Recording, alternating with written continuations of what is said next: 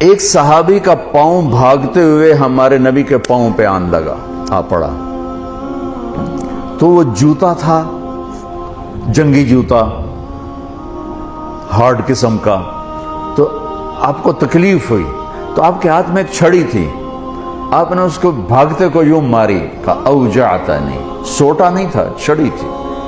ارے تو نے دیکھ کے تو بھاگنا تھا، تو نے میرا پاؤں کچل دیا، مجھے تکلیف پہنچائی تو نے۔ انہوں نے لوہے کی زرہ پہنی ہوئی تھی جس پہ تلوار بھی اثر نہیں کرتی، تو چھڑی نے کیا اثر کرنا تھا، ٹھیک ہے نا۔ وہ کہتے ہیں جب میرے کان میں آواز پڑی اوجعتنی، مجھے تم نے دکھ دیا، تو کہا مجھے یقین ہو گیا کہ اب میری خیر نہیں، اب اللہ تعالیٰ کی طرف سے کوئی وحی آئے گی، میری تباہی بربادی کا فیصلہ سنائے گی۔ کہ رات میں سو نہیں سکا، ساری رات جاگتا رہا۔ فجر کی نماز پڑھی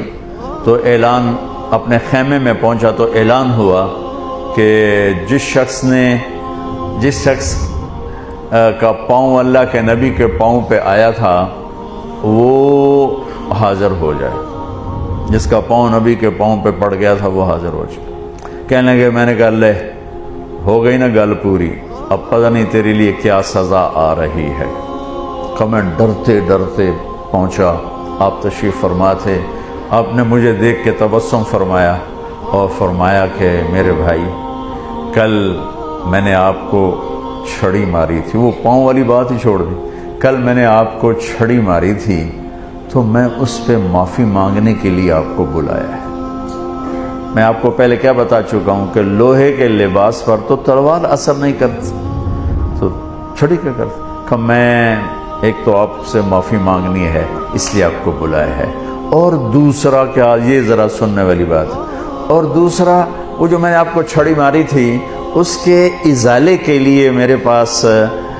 ایک ہی تجویز آئی ہے ذہن میں، اللہ نے ڈالی ہے، یہ میرے پاس 60 اونٹنیاں ہیں، میں آپ کو گفٹ کرتا ہوں، لے جائیں۔ 60 اونٹنیاں، عرب کی سب سے قیمتی متاع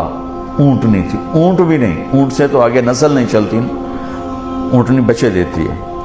تو 60 اونٹنیاں اس کو دیں ایک چھڑی مارنے پر۔